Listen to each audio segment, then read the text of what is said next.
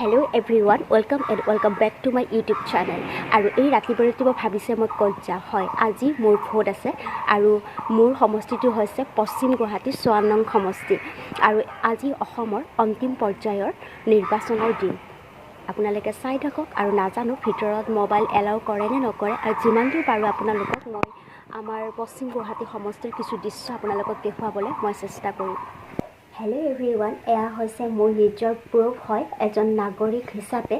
আৰু কাৰ এনেকুৱা কাৰ্ডসমূহ আহিছে আপোনালোকে ক'ব। আৰু সকলোৱে ভোটাধিকাৰটো নিজৰ সাব্যস্ত কৰক। আৰু ময়ো কৰিলোঁ।